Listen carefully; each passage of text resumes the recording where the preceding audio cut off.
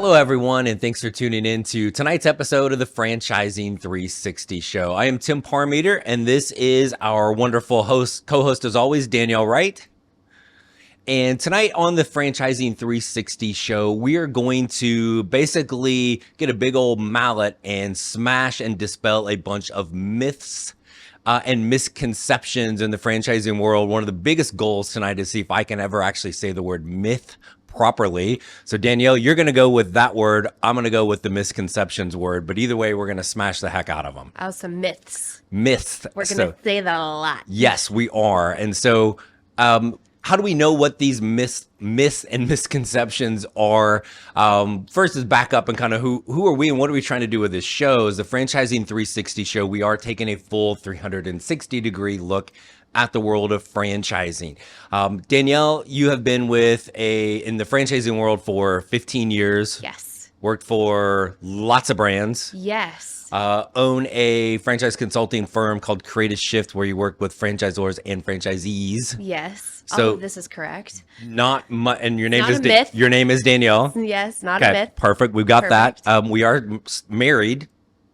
Yes. As of today, still currently. Correct. So we've got that. And so that 15 years experience, not much you haven't seen with franchise owners or franchisors. Correct. Right? Yes. And then on the other side, there's little old me with Fran Coach for the last 10 plus years. And our company helps people who might be interested in owning a franchise find the best one to own. Correct. So safe to say we in our lives have taken a 360 degree experience with franchising. A few things in between. Yes. Yes. Right. So it helps us understand what people are coming into this going, or kind of the fears, but those misconceptions. But there's a ton of them that we can take a big old mallet and smash tonight. Right. Right. So we can look at it from things that people think about when they want to, hey, why should I buy a franchise, or why should I franchise my business model? We haven't really talked a lot about that. Right. But that could be a lot of who's listening this evening. Like, hey, I have this great business and I want to be able to turn it into a franchise. Why? But what are some myths in and around why they might not have previously? We've been franchisees. We can tell you the good, the bad, and the ugly, I like to say. So there are lots of ways for us to crush on the myths. So what's a myth that you have, Parmeter? Well, I think the first one that really kind of comes to mind for us when people are thinking about maybe becoming a franchise owner, a lot of folks are coming out of the corporate world. Yes. So they've got like we were. They've got corporate brain, and we get brainwashed in that situation. Whatever industry you're in, you very quickly get pigeonholed. Right. Like I went to school and I got this degree, so I need this type of job because it aligns with my skill set. Correct. Or you're the vice president of sales in industry X, and you're like, I'm tired of that industry. I want to go be a VP of sales in industry Y. Right. Doesn't typically work all that well, right? Because what are they going to, there's going to be that little HR person. I'm sorry, Danielle, but you don't have enough experience in this industry. You have a story for that. Oh man, do I have a story for that, right? As one of the biggest drivers for how I think I ultimately gave up working for people and getting into doing this myself. But that myth, ooh, I got it. Oh, yay. That you have to have experience in the industry in which you own a franchise, and you've been on the franchisor side. What is almost every franchise going to say for that? That they don't want you to have that experience. I want to be able to teach you how to do the thing, right? Sell the widget, paint the wall, turn the wheel. I want it to be that way because, like we had said in a previous episode, it's about a plan. Right. And so the plan is showing you how to execute the business model the way that it was created. What you need someone to come to the table with is some common sense. Wait, dink. Whoa, stop it right there. Common sense. But so people might be sitting there thinking, well, how can I own that business? You're going to tell me as the franchisor, you don't need me to have experience.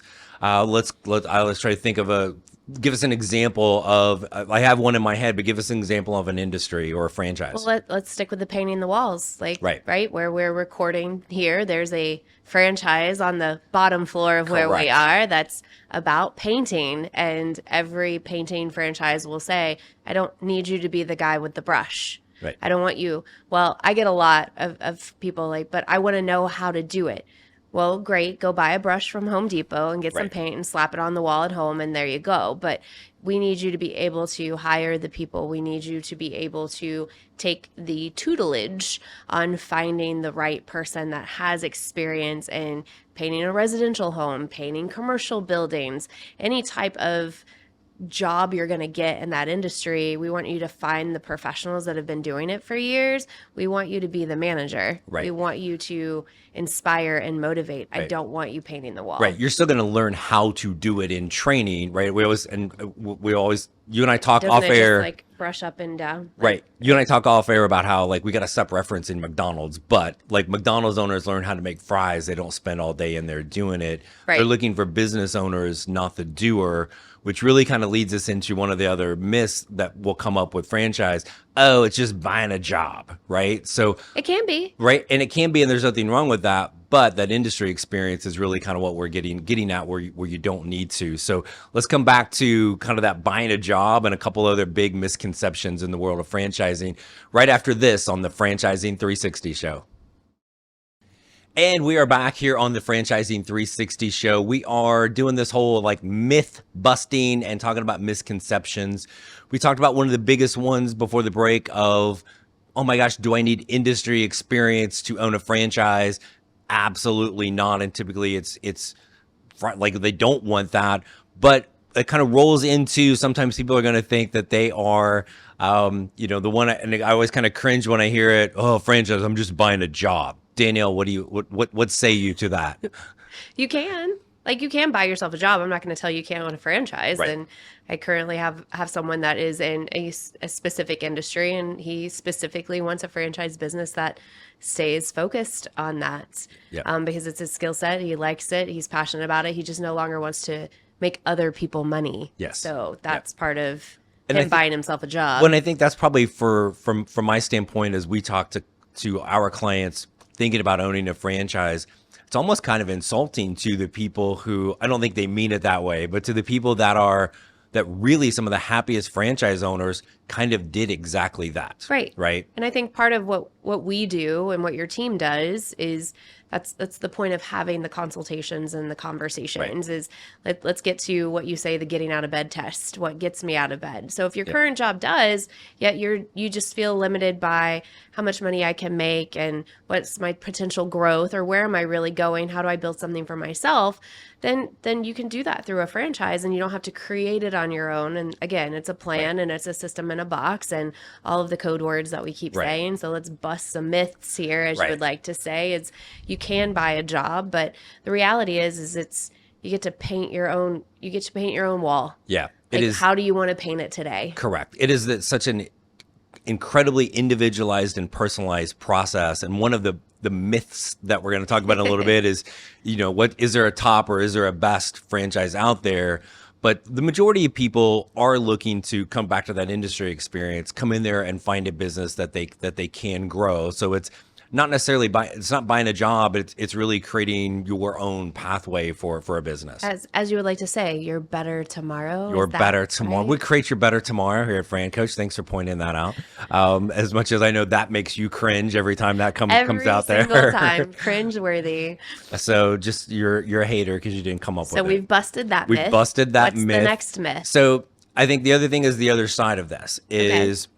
So Danielle, I'm coming to your franchisor. I'm just going to give you some money, and I'm not going to do anything. And I'm just like, I'm going to kick my feet up and let you make it all. It can be just an investment. Correct. I would tell you to call your stock person, give them the money, and let them do that, because a business needs to be operated and run. There is no business that just says, here, let me cut you a check for 6 figures, and I'll come back to collect my profits later. Right. Thank you. Right. So there's that whole like completely passive or absentee is really those are buzzwords, right? And a little bit of a fallacy in this, right? A myth. It is a true myth. It's a myth where let's crush that one.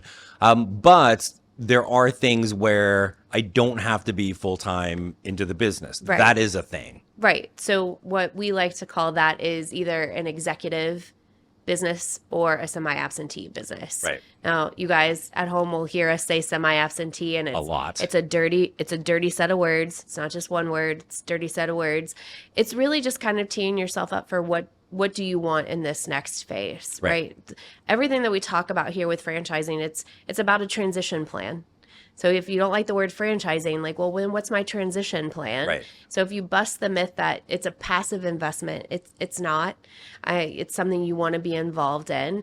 The other myth is semi-absentee means I only have to put a couple of hours into it and Right. a little bit of money. The Right. reality is everything's going to cost you something, and it's either going to be time or money. So the myth busting is semi-absentee is the closest you're going to get to having kind of that part-time work balance. Right. It's whatever, if you're a full-time owner and it is kind of your full-time gig, Yeah. there's that. But when you're semi-absentee, and you and I know it is the most poorly defined term It in is, franchising, right? Because So there's, you want to use it, be sure to ask what that means to somebody. right. So it's 'Cause not, it can be wildly different. you can look it up in the Webster's dictionary if anybody still has those, right? Or you Google that semi-absentee and make sure you put franchising with it. Right. It really is determined by the franchisor. Right. So when you're talking to them and deciding what franchise you want, even as franchises or business owners that want to turn into a franchise, clearly decide what you want that 20, 30 hours a week to look like for that owner and their involvement in the business. We've talked about the 7 spinning plates a bunch. Right. So that's where you really can kind of determine what that looks like. There are franchises that say that they're pretty passive. I think there are ones that are like in vending machines where you just put the vending machine somewhere and all of a sudden you come and service it once a week or whatever, right? I think. Am I wrong? No, You know true. more about that No, than I do. true. And I think that semi-absentee, which is will be a whole episode here in a few weeks, right? It could be a few hours. One franchise might say, hey, we need an owner 8 to 10 hours a week. The other one may say 25 plus. You're working those hours full time, so to speak. If you're supposed to do 10, do 10. Right? To kind of make that work. But that is possible. So what's our next myth? Well, that's a great question, but let's leave that having some fun. Let's have that as a surprise because it's really going to be a cliffhanger for when everybody comes back after this commercial break. On the Franchising 360 show, we're going to bust some more myths, and eventually I'll learn how to say that right after this on the Franchising 360 show. And we are back here on the Franchising 360 show tonight. We are busting a myth. Woohoo! I said the word correctly, and now because I'm old, I hear bust a myth. It makes me go back to the old young MC, bust a move. Nope. Can we? Nope. Can we dance to it? Nope. Get everybody ready for their Friday night. I'm sure. Okay, possibly throw out a hip. Possibly not. But you're such a good dancer. Thank you. That is recorded on air for life. I love it. We will not bust that myth because that is a big one. So but back to busting franchise. Franchise ones, there's always money. Money. Oh my gosh, Danielle, I'd love to own a franchise, but geez, it's going to take like millions of dollars or something, right? Yeah, the myth of I have to have money to invest money and to make money. Myth. Okay. So is that true? Is it true? I don't think so. Not in my experience. Right. There's money everywhere. You just got to find it in couch cushions. At a thing called a bank. Right. So, and this is going to be like even more relevant at the end of the show because I've got an amazing question that's kind of about this teed up for everybody. Love some questions. Right. But you don't need it all sitting in your pocket. Right. There are ways to get it that we'll go through, but but it's also not millions and millions of dollars either. I think you would. I could be wrong, totally jump in here, right? There are plenty of businesses that are less than $50,000. And I'm going to sit here and say it's not like $50,000 is a small amount of money. Right. But there are ones that are in the millions, but some people are like, I don't have those dollars sitting in the bank. Most people don't. Right. And that's okay. Right. It's like that whole, hey, you got to have 6 months of savings stocked away for your bills. Right. Yeah. Said whoever, not me. So, but that's part of that when we talk about the money, and we went over this a week or so back, I think, is that like operating capital and being kind of properly capitalized. But you don't need millions. You do need some typically, but there are going to be funding options that are out there for folks.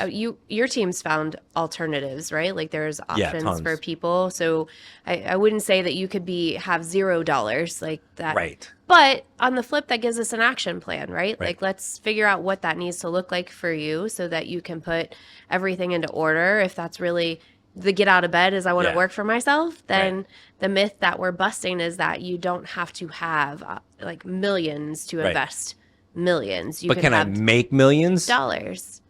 Because that's kind of one too sometimes, right? Like when you think of If I now, don't pay to play, I don't pay to win. right? I think there's two kind of around money. It's one, the more I invest, the more I make. Okay. And that's typically not always the case. Sometimes it's reverse, right? Right.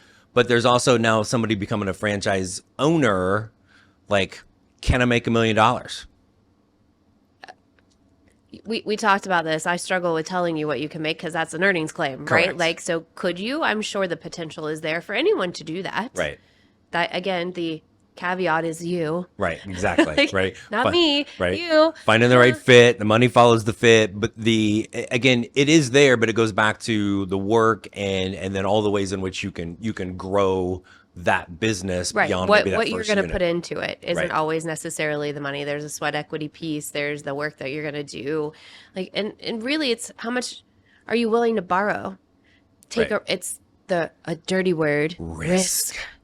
So if you're willing to take the risk on yourself and you know that what's the question that you guys always ask, right? Like, when have you ever actually failed at something? Right, right. Is that right? Is that the Yeah, right question? right. When you think of that, like from somebody historically, what in your background, when have you failed miserably professionally? I always qualify professionally because we may have that personal one in there, right? Right. So, but when have you done that when it's been what you're good at, right? And that's what this is all about. So how would you bust this myth about money? So I think you've got a situation where can you make $1 million as a franchise owner? Well, of course you can, right? But I think the bigger myth is that, and again, no, that's not an earnings claim, but can you? There's a lot to that. Right. There's like an itty bitty language underneath. Can what you? said. Yes. Are you going to do it like immediately right off the bat? No. Are you typically going to be able to do it with one unit of a franchise?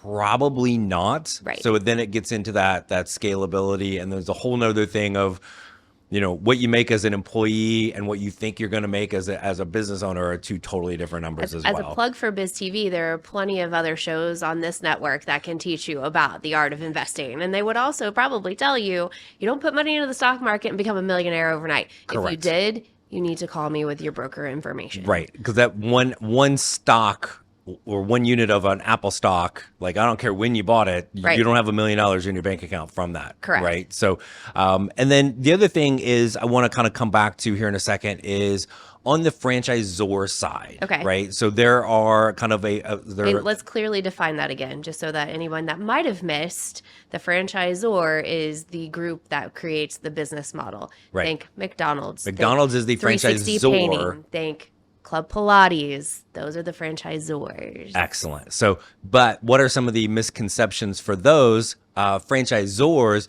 We're going to hit that up when we come back. And we've got a great question that's going to lead us into our next episode. That on the Franchising 360 show right after this.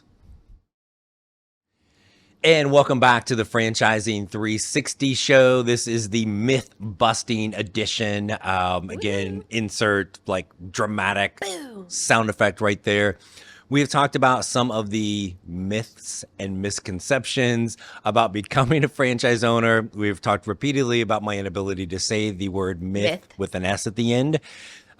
We've also talked about one of them as far as becoming when you are a franchise owner. Yes. But now we got Sally out there, and Sally's got her own business. It's booming.